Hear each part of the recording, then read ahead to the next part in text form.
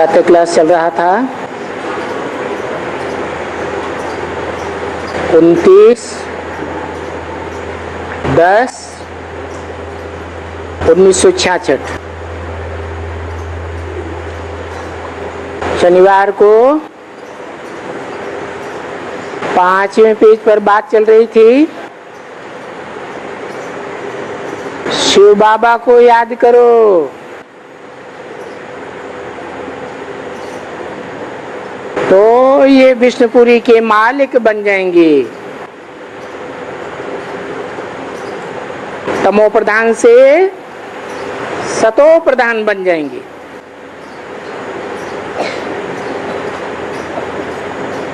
तो ये ऐसे ऐसे डायलॉग भी बनाने से ना, जो आएंगे समझेंगे कि इनकी ये गीता है।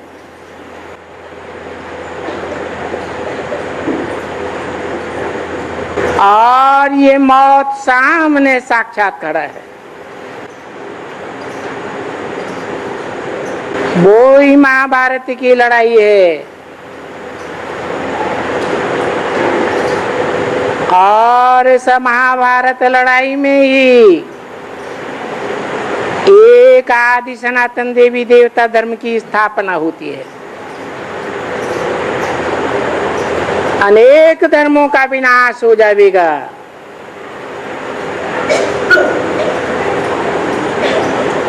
क्योंकि गीता में ही तो लिखा हुआ है,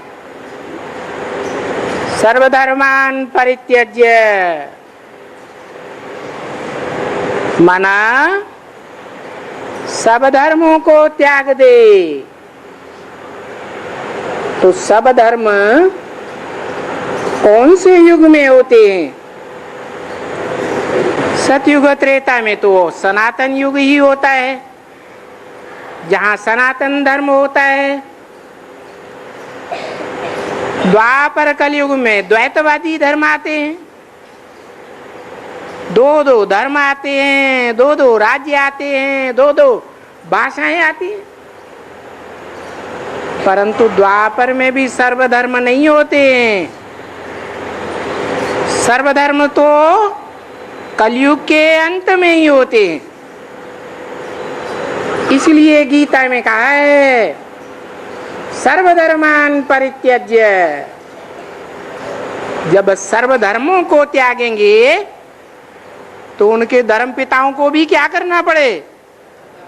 त्यागना पड़ेगा। क्या धर्म पिताओं को त्याग दे, धर्म गुरुओं को त्याग दे। फिर क्या बोला? माम एकम शरणम ब्रज,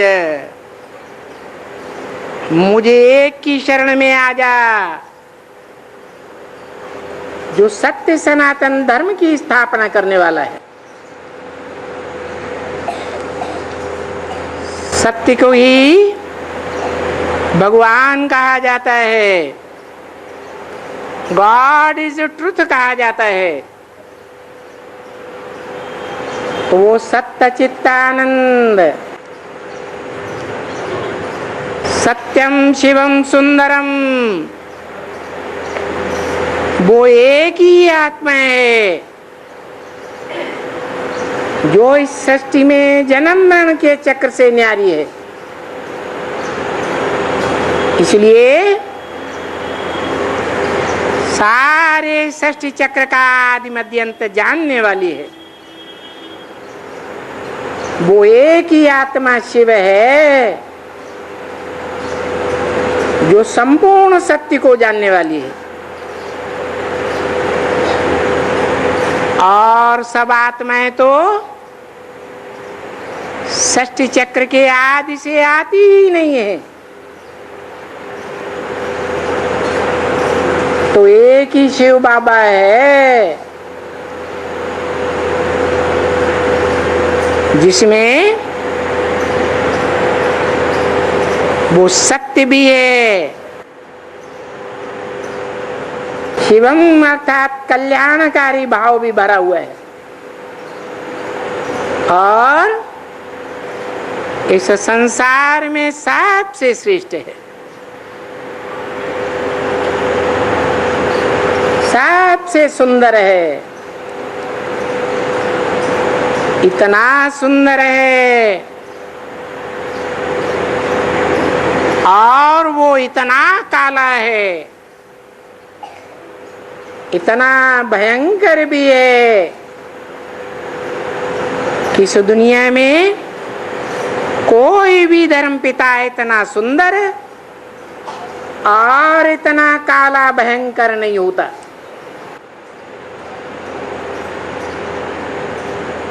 भक्ति मार्ग में नाम दे दिया है श्याम सुंदर।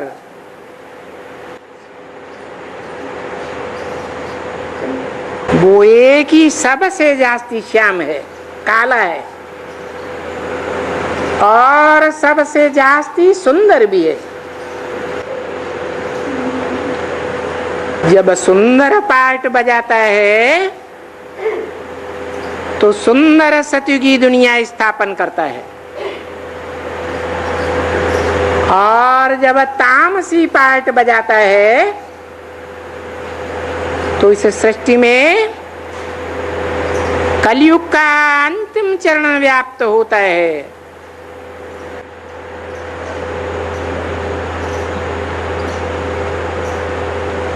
तो ये वो ही महाभारत लड़ाई है जिस लड़ाई के बाद इस दुनिया में पुरानी दुनिया खत्म हो करके नई दुनिया स्थापन हुई थी।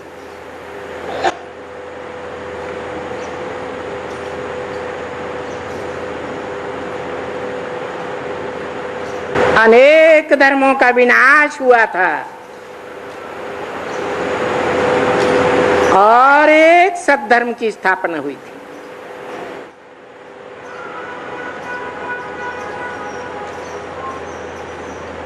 तो ऐसे ऐसे समझाएंगे इस तरह से जो मनुष्य आए हैं तो अच्छी तरह से समझ कर जाए, और भिखारी भी हैं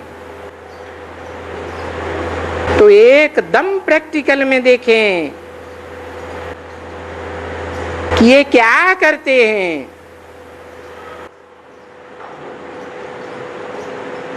क्योंकि कहते तो सभी हैं, जो भी आते हैं तुम्हारे आश्रम में तो वो लोग भी समझ जाएंगे कि ये तो बहुत अच्छी सर्विस करते हैं।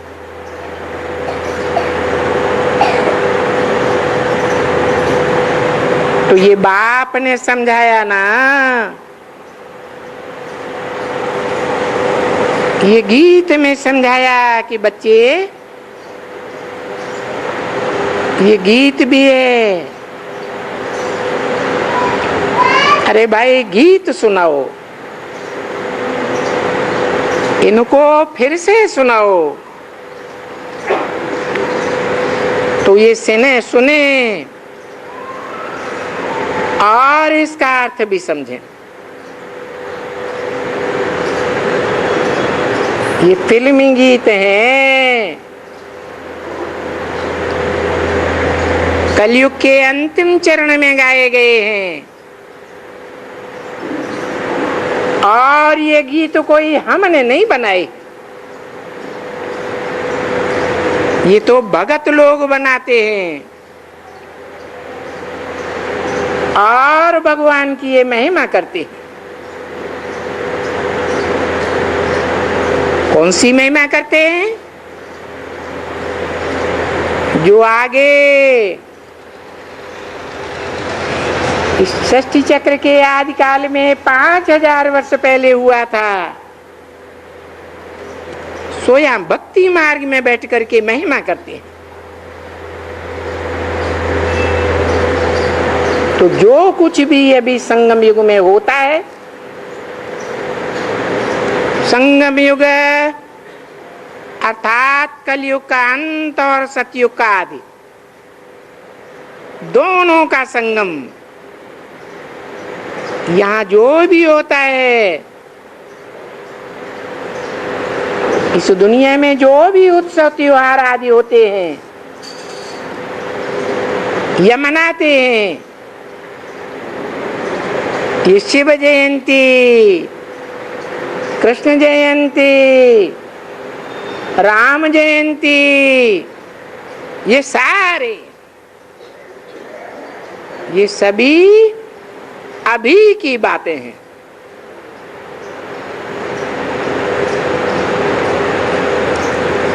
अभी राम की जयंती होती है,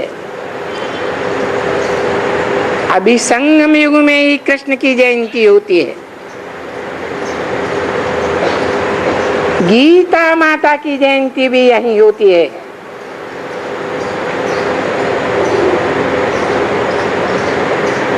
और बीच में कुछ भी होता है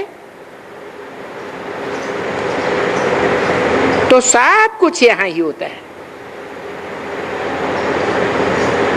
बाकी तो सतयुग से लेकर के द्वापर तक दूसरा कुछ होता नहीं है, राजा ही होती है बस।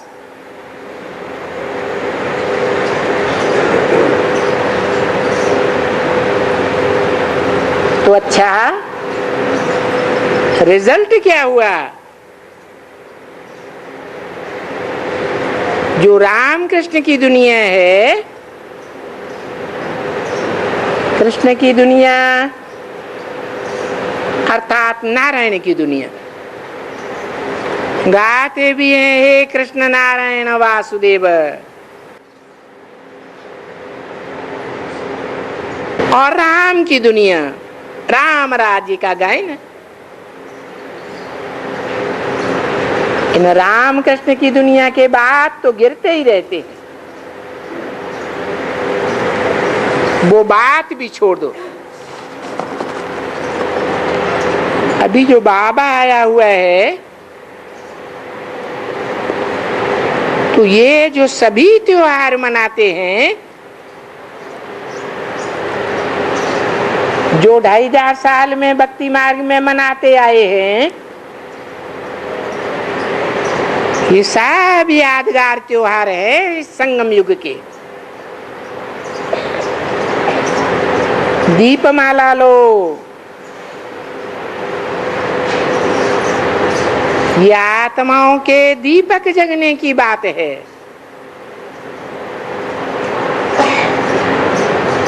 सबके नंबरवार दीपक जगते हैं।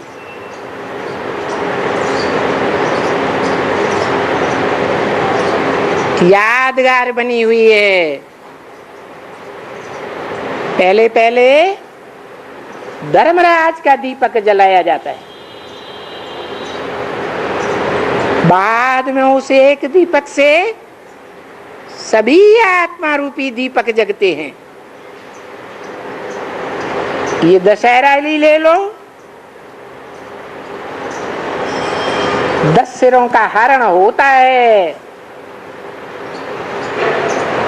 ऐसा 10 सिर वाला कोई मनुष्य नहीं होता है। ये 10 सिरों का संगठन दिखाया गया है। जब कि इस पुरानी कलयुगी दुनिया में 10 बड़े बड़े धर्म पनपते हैं, उनके मुखिया धर्म पिताएं इसी दुनिया में होते हैं, जो अपनी मनमत से अपने अपने धर्म स्थापन करते हैं। ये सब विनाशी धर्म हैं। असत्य को विनाशी कहा जाता है और सत्य अविनाशी है। गीता में भी तो कहा है, नासतो विद्यते भावो, असत्य का भाव होता ही नहीं। तो लोग कहते हैं झूठ को पांव नहीं होते, और जो सच्चाई है वो सब के ऊपर सर पर चढ़ करके बोलती है। तो ऐसा टाइम अभी आने वाला है कि भगवान के द्वारा जो सत्य सनातन धर्म स्थापन होता है वो सारी दुनिया में सब धर्मों के ऊपर, सरों के ऊपर मंडराएगा और सारे असत्यों का विनाश कर देगा।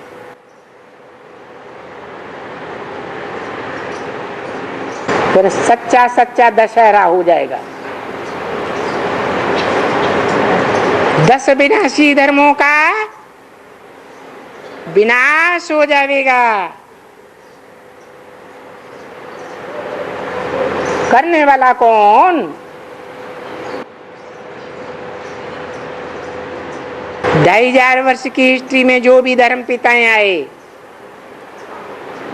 उन्होंने अपना धर्म तो स्थापन किया, परंतु पुरानी परंपराओं का विनाश नहीं किया, पुराने धर्मों का विनाश नहीं किया।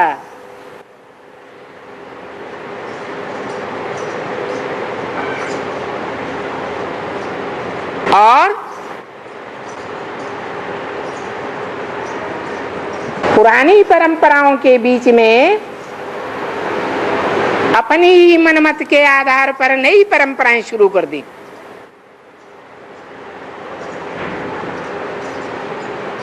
तो कोई भी धर्म पिता धर्म की स्थापना तो करते हैं, परंतु राज्य की स्थापना नहीं करते। धारणाओं की स्थापना करते हैं मनमत के आधार पर।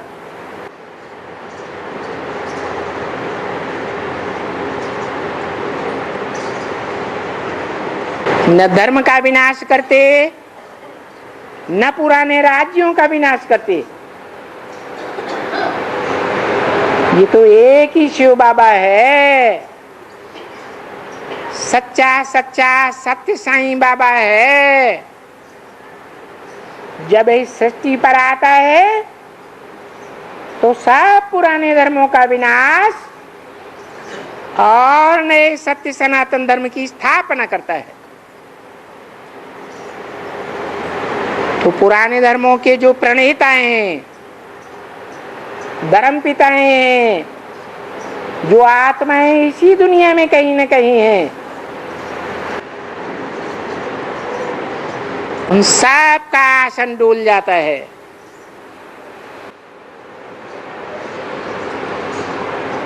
ये मस्जिद, ये गुरुद्वारे,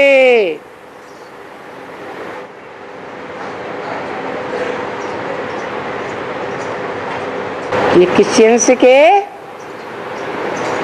क्या कहते हैं? हाँ, गिरजाघर, ये सब गिर जाएंगे। एक ही बड़ा मंदिर सत्य साईं बाबा का रह जाएगा। दुनिया के जितने भी तीर्थ हैं, हिंदुओं के हों, मुसलमानों के हों, क्रिश्चियंस के हों, सब टूट जाएंगे।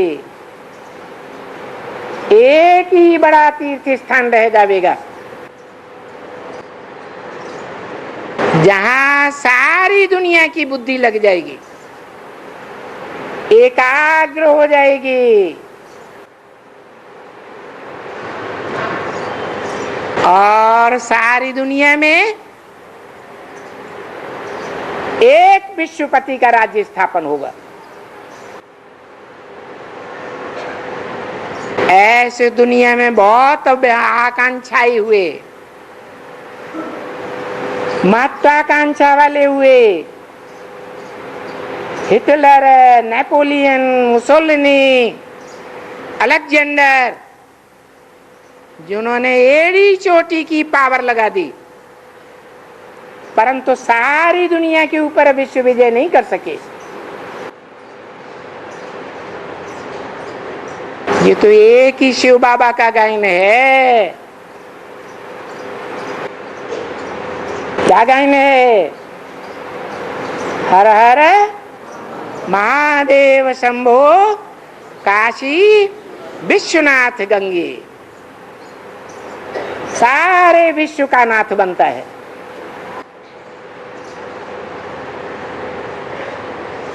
गंगे क्यों लगा दिया? क्योंकि ज्ञान गंगाओं के द्वारा ही सारे विश्व में एक धर्म की स्थापना होती है।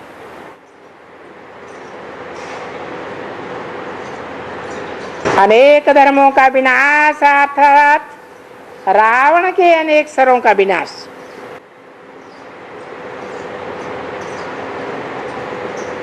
ये काम करने वाला है शिव। कब आता है? गाई जाती है महाशिवरात्रि। छोटी मोटी रात्रि नहीं, महाशिवरात्रि। महाभारत युद्ध में ही आती है।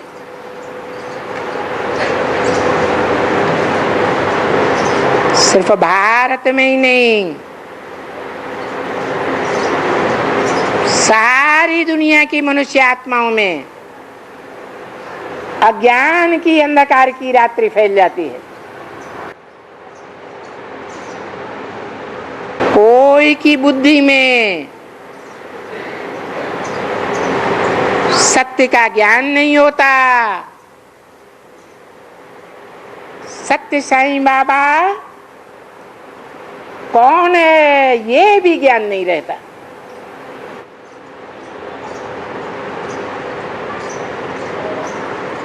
ब्रह्मा पुत्रों की बुद्धि में भी नहीं रहता, जिन्हें ब्रह्मा कुमार कुमारियां कहा जाता है। प्रजापिता जिसे अंग्रेजों में एडम कहा जाता है, मुसलमानों में आदम कहा जाता है, जैनियों में आदिनाथ कहा जाता है, हिंदुओं में आदिदेव कहा जाता है।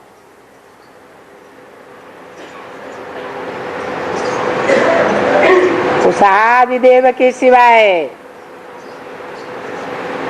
इस संसार में कोई की बुद्धि में सत्य साईं बाबा का ज्ञान नहीं रहता।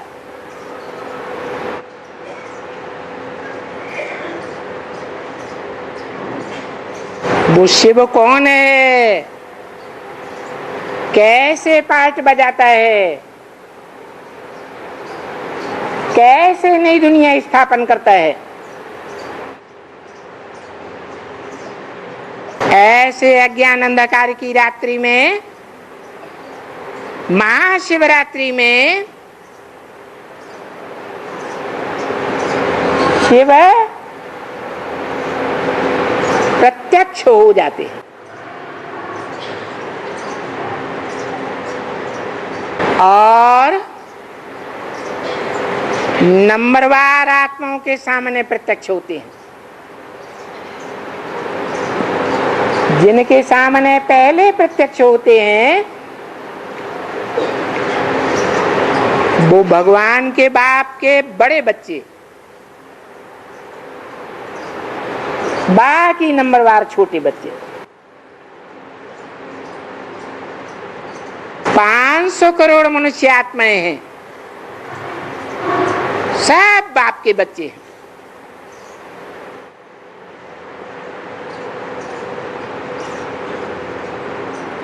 उनमें भी दो प्रकार के मुख्य हैं, एक देवात्माएं और दूसरी राक्षसी आत्माएं।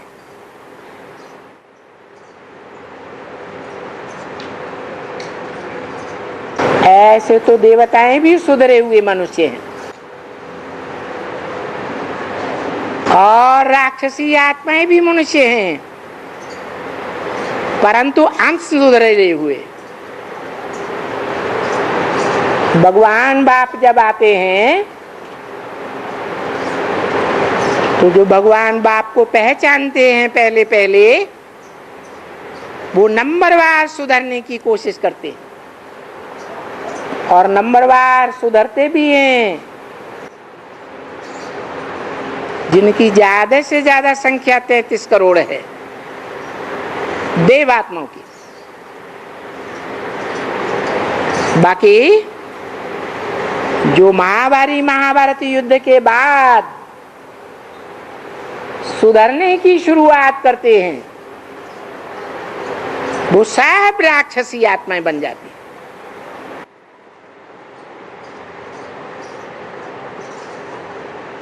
रावण संप्रदाय के फॉलोअर्स बन जाते हैं। 10 सिरों के संगठन के फॉलोअर बन जाते हैं।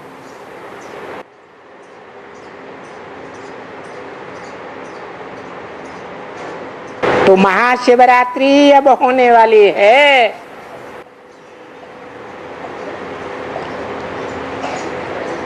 दिखाते हैं कि महाशिवरात्रि के बाद कौन सी जयंती मनाई जाती है?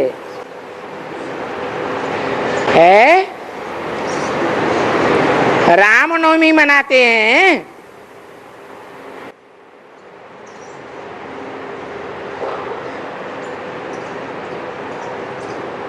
देवताओं की भी नंबरवार जयंती मनाई जाती है।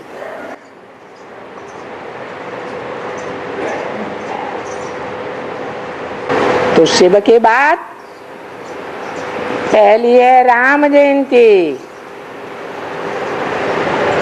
फिर बाद में है कृष्ण जयंती। जो राम बाप है वो मनुष्यों में सबका बाप है। और कृष्ण की पूजा बच्चे के रूप में होती है। तो जो भी दुनिया में बच्चे पैदा होते हैं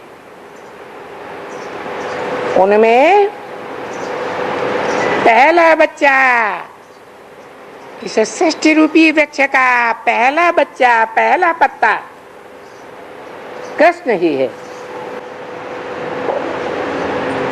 जो 16 कला संपूर्ण कहा जाता है। कृष्ण ही बड़े होकर के नारायण बनता है। इसलिए गाते हैं हे कृष्ण नारायण वासुदेव।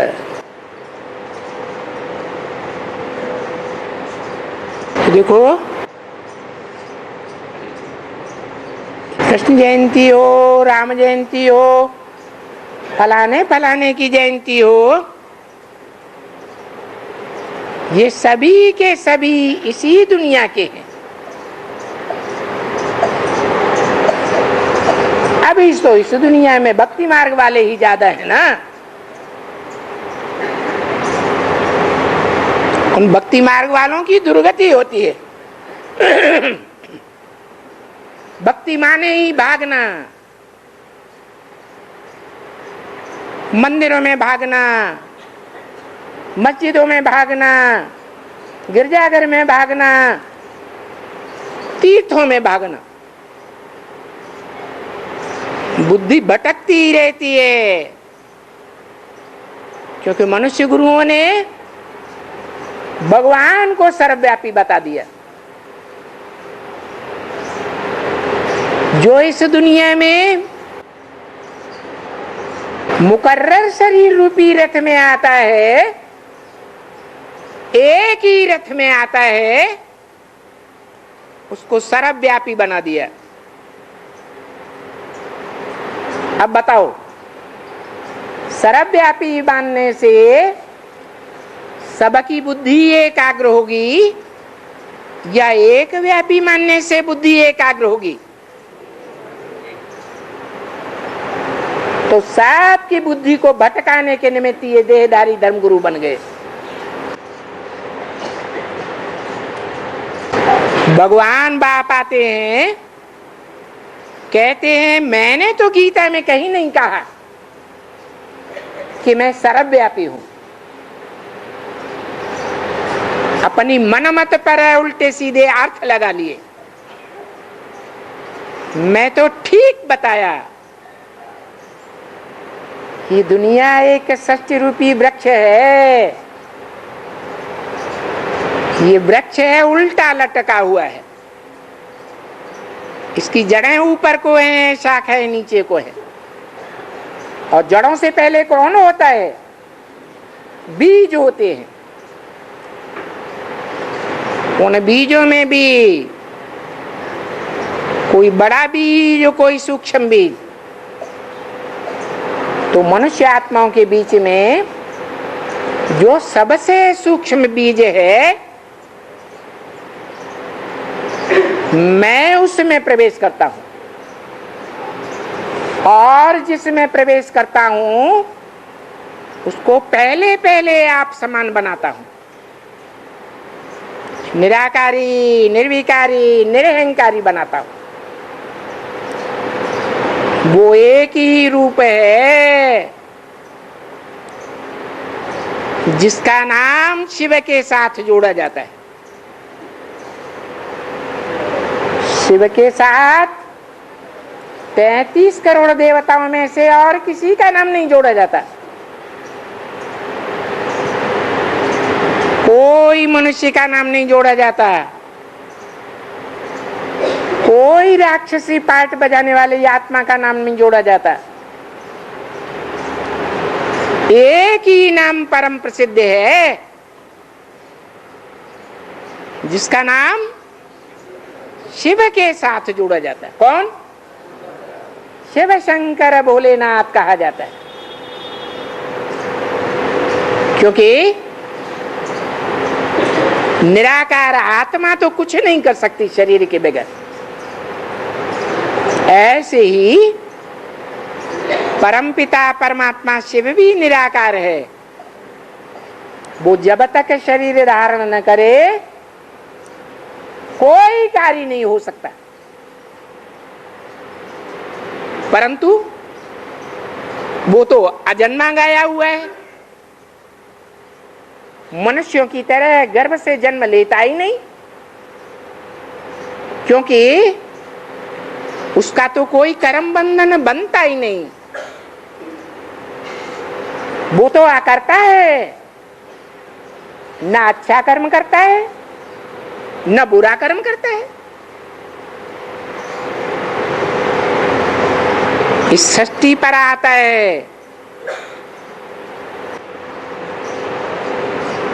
वो एक ही मुकर्रर आत्मा है। एदम यादम यादिदेव जो शास्त्रों में गाया हुआ है, तुम आदिदेव है, पुरुष है, पुराण है, तुमस्य जगतस्य परम निधानम। आदिदेव जिसका जन्म नहीं दिखाते हैं और जिसकी मृत्यु भी नहीं दिखाते हैं, ऐसा कौन सा देवता है जो वह देवताओं के बीच में महादेव गाया हुआ है? भगवान नहीं है, मनुष्य नहीं है, क्या है? महादेव। उसमें प्रवेश करता हूं। जैसे भूत प्रेत आत्माएं प्रवेश कर जाती हैं, मैं भी प्रवेश करता हूं, परंतु मेरा दिव्य जन्म है। भूत प्रेत आत्माएं दिव्य जन्म नहीं लेती हैं। उनका जब प्रवेश होता है तो जिसमें प्रवेश करती है उनका चेहरा मोहरा बदल जाता है, बातचीत बदल जाती है, हाव भाव बदल जाते हैं, अर्थ बदल जाते हैं, भाषा बदल जाती है। मैं जब प्रवेश करता हूं तो जिसमें प्रवेश करता हूं उसी की भाषा में बोलता हूं।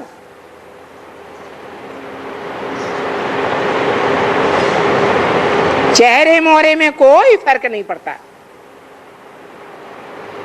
कब आता हूं कब चला जाता हूं कोई को पता नहीं पड़ता। ब्रह्मा को भी पता नहीं पड़ता। पता कब पड़ता है? अगर पता ही नहीं पड़ता तो लोग उस निराकार भगवान को कैसे पहचानते? पता तब पड़ता है जब ज्ञान सुनाते हैं। ऐसी सच्चाई से भरा हुआ ज्ञान सुनाते हैं जो सच्चाई दुनिया में कभी किसी ने नहीं सुनाई। तभी सबको पता चलता है नंबर बार कि भगवान आया हुआ है।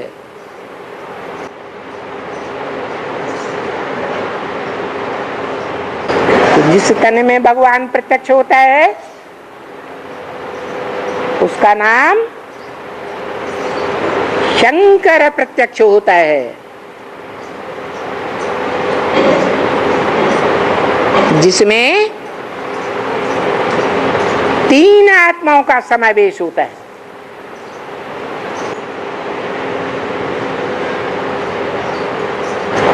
कौन सी तीन आत्माएं?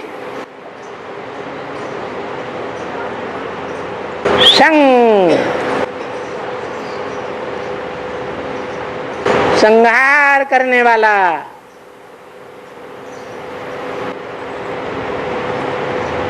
काहे का संहार करने वाला? झूठ का या सत्य का? है झूठ का संहार करने वाला और सत्य की स्थापना करने वाला। कौन हो सकता है?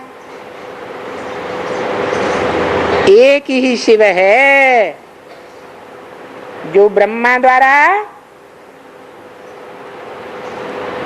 सत्य ज्ञान की स्थापना करता है, परंतु वो ज्ञान गीता ज्ञान मात्र कहा जाता है। जैसे आज की दुनिया गीता ज्ञान पढ़ती है, सुनती है, लेकिन उसके गहरे अर्थों को नहीं जानती। जो गीता ज्ञान सुनते हैं, सुनाते हैं, वो अमृत रस नहीं पीते हैं, क्योंकि अमृत पीकर क्या बन जाते हैं? अमर बन जाते हैं। कोई भी मनुष्य मात्र इस दुनिया में ऐसा नहीं है जो इच्छा मृत्युधारी बना हो, अमर बना हो।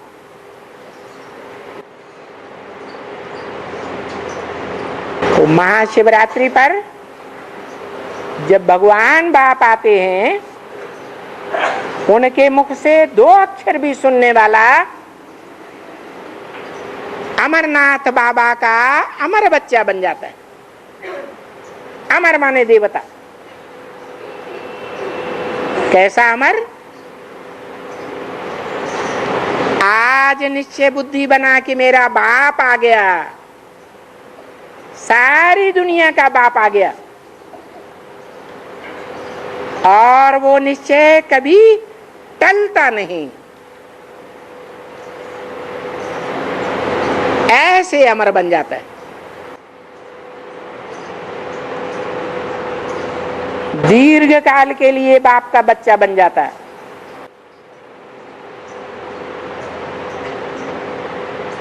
इक्कीस जन्म की प्राप्ति करने वाला बन जाता है।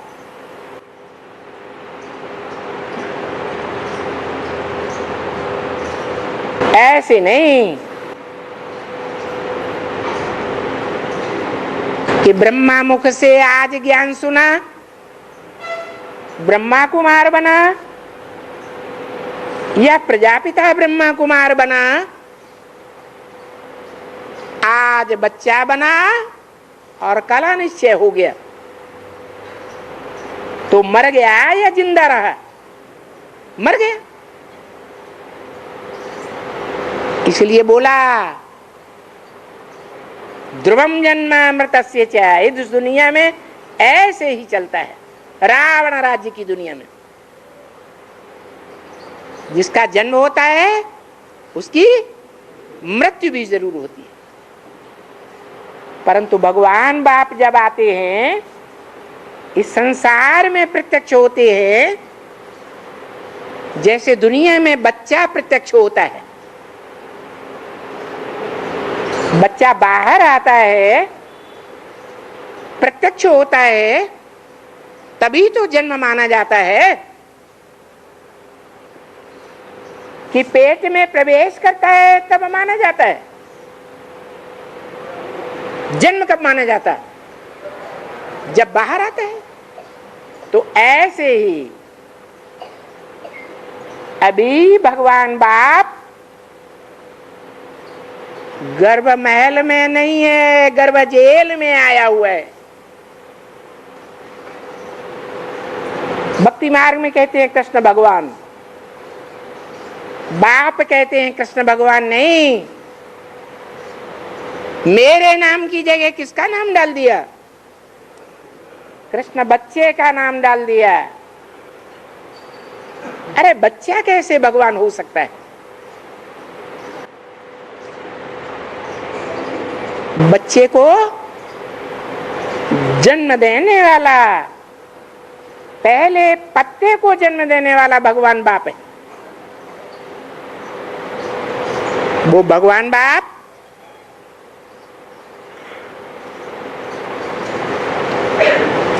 ऐसा है जिसकी दुनिया में आज भी सबसे जास्ती मूर्तियां मिलती हैं। दुनिया में जितनी भी खुदाइयां हुई हैं, उन सब खुदाइयों में वो निराकारी स्टेज को धारण करने वाली अव्यक्त मूर्ति, शिव की मूर्ति, जिसे शंकर की मूर्ति कहें, उस सबसे जास्ती तादाद में मिली। जैनियों में उनको तीर्थंकर का नाम दे दिया है। तीर्थंकर माना पार लगाने वाला। इस विषय वैतरणी नदी कहो, विषय सागर की दुनिया कहो, इस दुनिया से पार ले जाने वाला वो तीर्थंकर बाप इस सृष्टि में अभी गुप्त पार्ट बजा रहा है। जल्दी प्रत्यक्ष होने वाला है।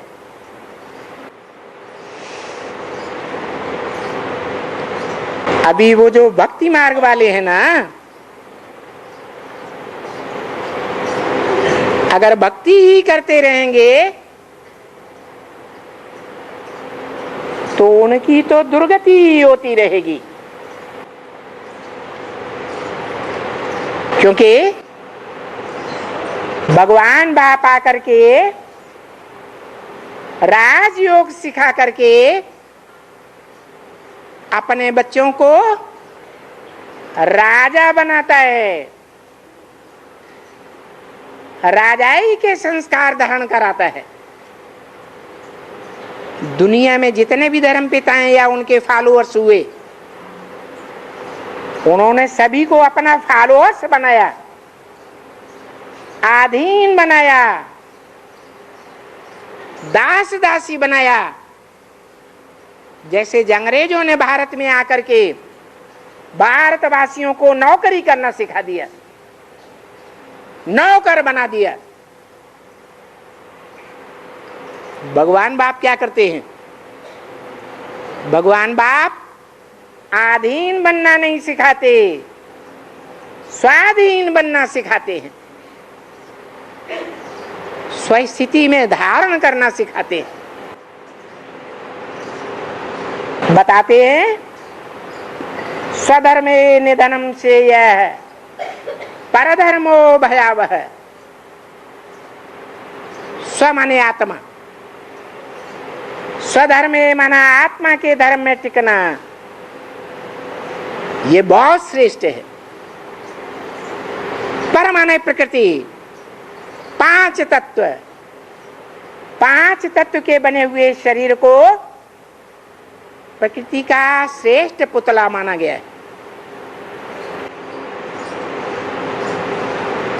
इस धर्म में रहना, इसका मनन चिंतन मंथन करना,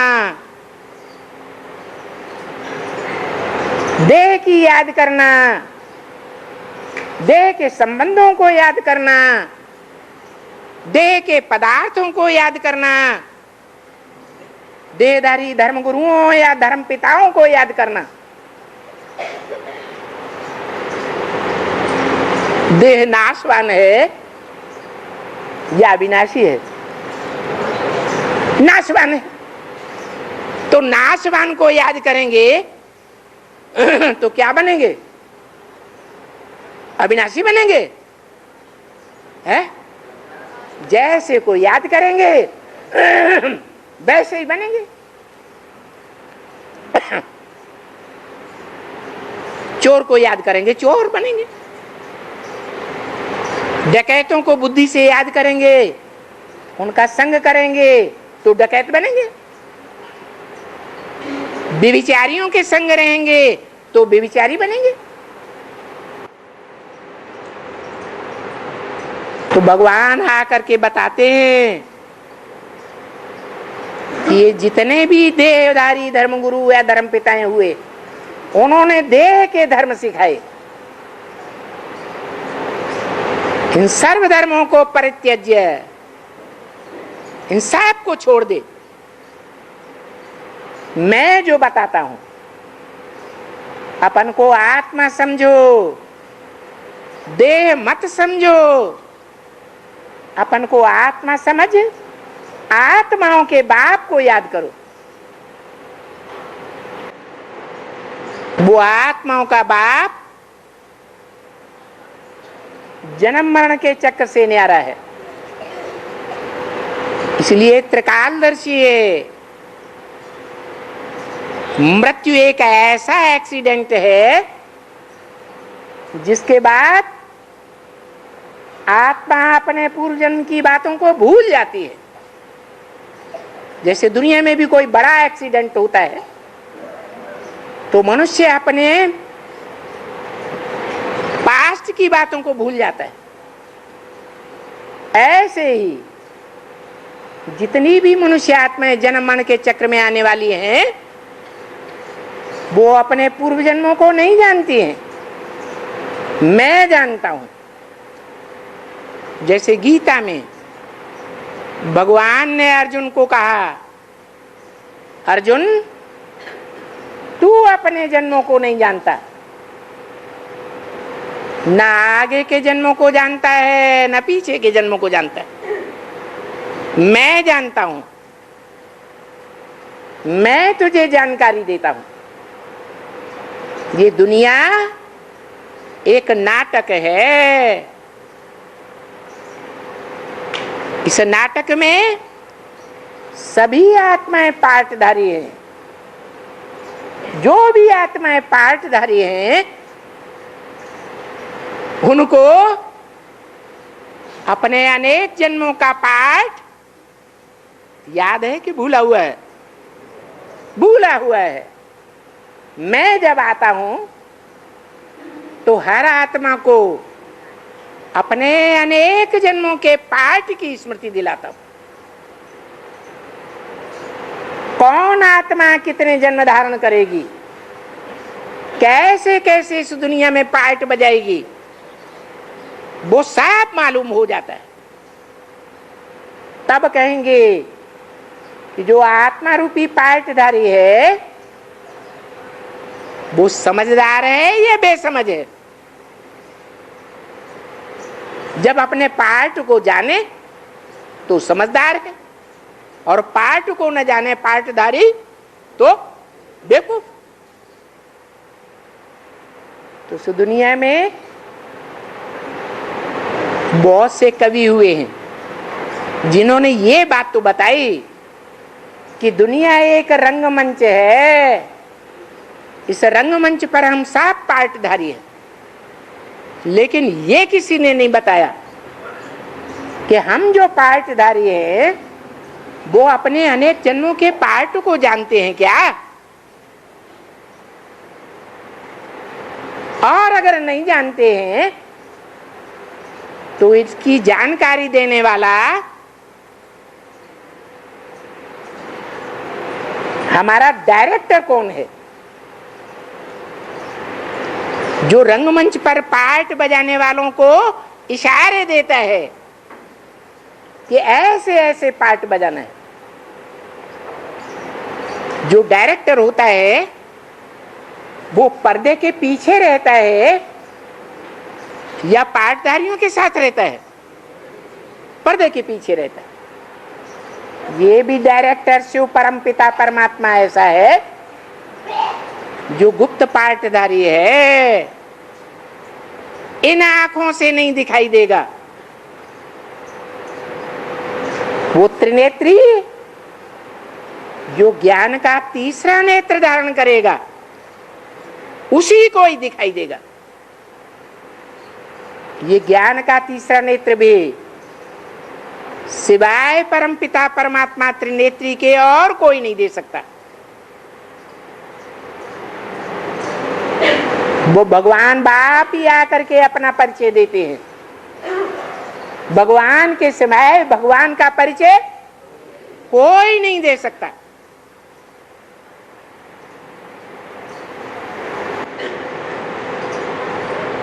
ऐसे नहीं है।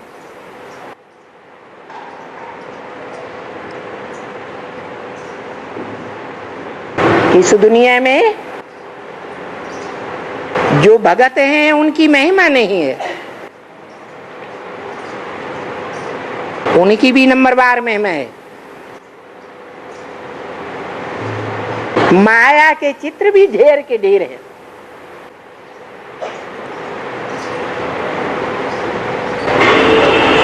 ये त्रिमूर्ति का सिर्फ एक चित्र है और माया के अनेक चित्र, जिन चित्रों की भी पूजा होती है,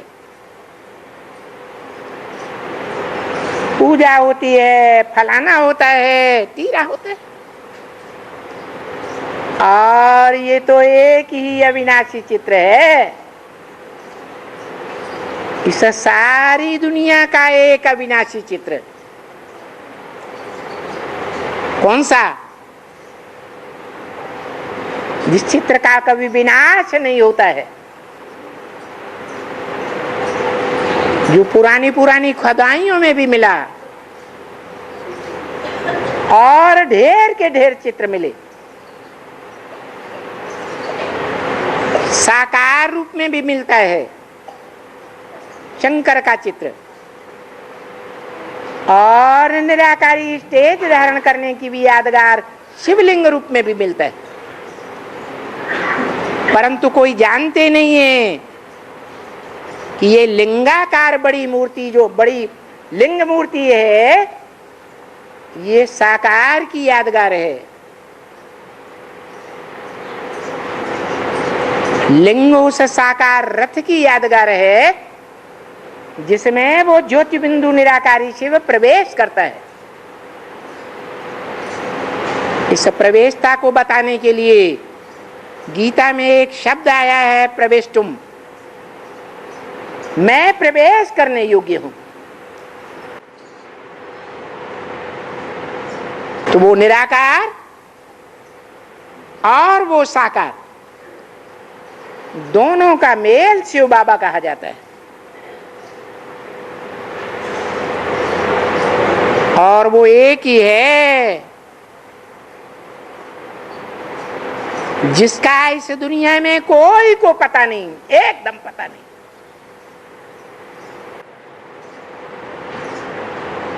शिव की पूजा बेशक होती है,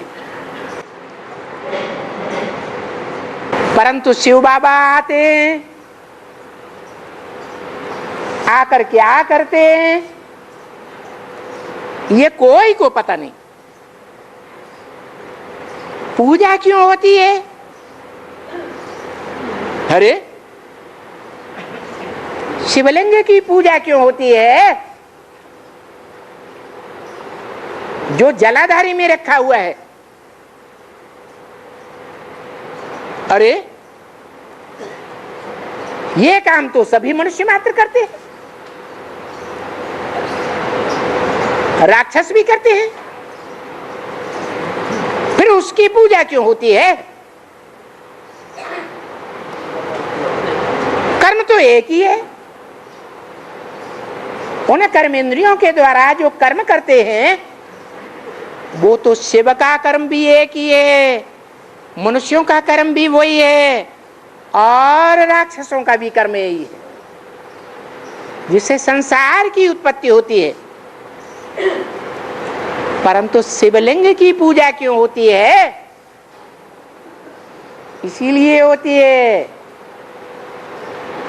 कि वो जो लिंग साकार है वो निराकार की याद में ठहरता है। याद में रह करके कर्मेंद्रियों से जो कर्म किए जाते हैं वो पूजे जाते हैं। और ऐसी निरंतर याद एक की सिवाय और किसी मनुष्य मात्र की ठहरती नहीं। इसलिए उस एक का नाम शिवज्योति बिंदु के साथ जोड़ा जाता है और उसके लिंग की ही पूजा होती है। देवताओं के सभी इंद्रियों की पूजा होती है एक लिंग को छोड़ करके।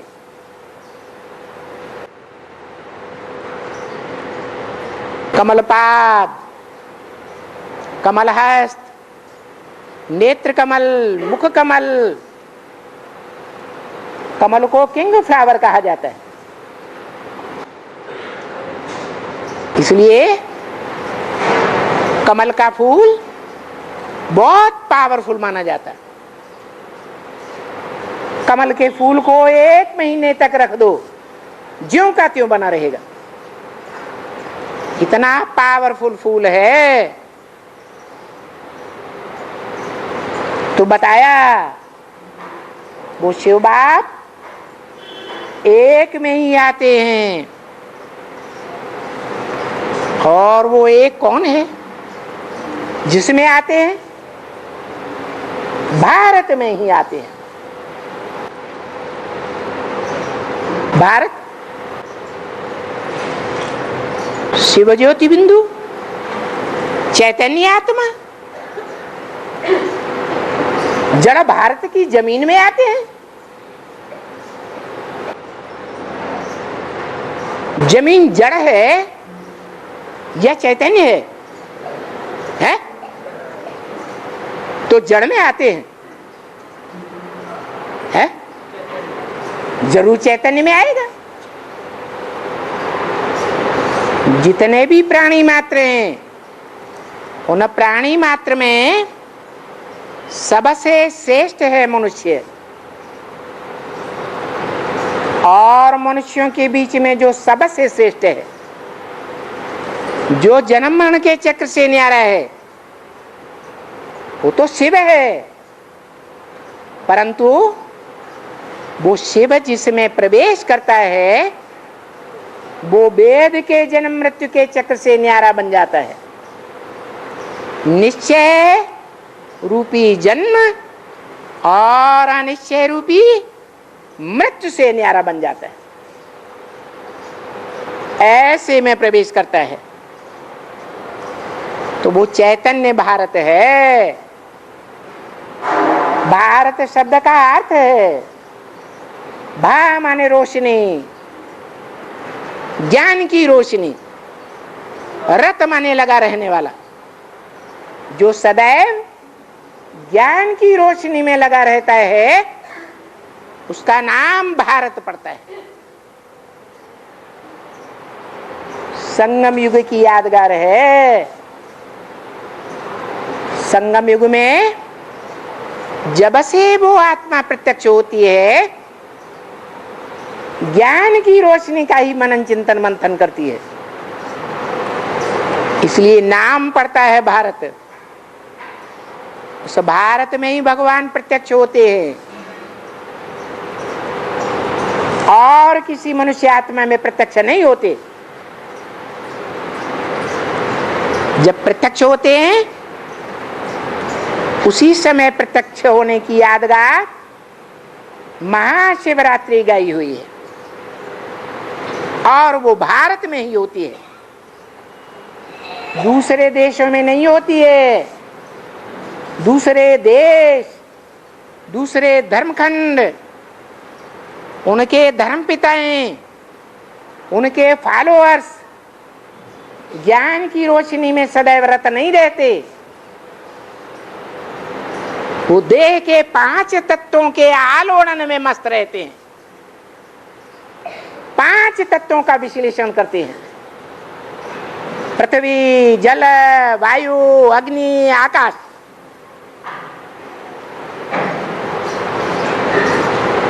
ये 5 जो एलिमेंट हैं, इनमें बुद्धि को लगाते हैं।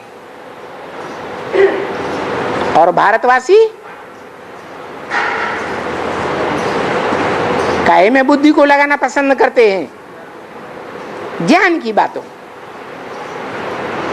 और ज्ञान एक भगवान से आता है, अज्ञान अनेक मनुष्य गुरुओं से आता है। इसलिए मनुष्यों को नर कहा जाता है। नर क्या करता है? नर नरक बनाता है।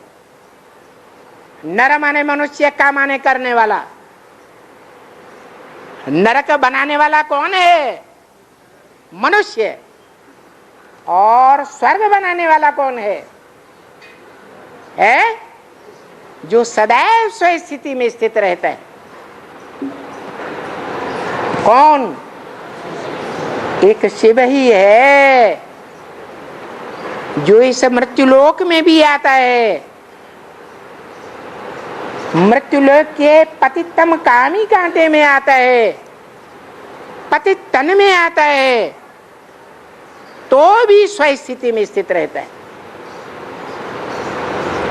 देह की याद में स्थित नहीं रहता है। इसलिए बताया कि एक भारत ही है जो सदैव ज्ञान में स्थित रहता है। भक्ति मार्ग में भी सबसे जास्ती शास्त्र किसने बनाए हैं? किसका नाम वाला है? व्यास का नाम वाला है। नाम पड़ता है व्यास। वि माने विशेष रूप से, आस माने बैठने वाला। विशेष रूप से ज्ञान की बातों का आलोड़न करने के लिए बैठ जाता है। भक्ति मार्ग में भी वो शास्त्रों का मनन चिंतन मंथन विशेष करता है। सिर्फ मंथन चिंतन ही नहीं करता, प्रैक्टिकल में आचरण करने का भी पार्ट बजाता है। इसलिए भारत का लोहा दुनिया के सभी मनुष्यों ने माना है। ओम शांति।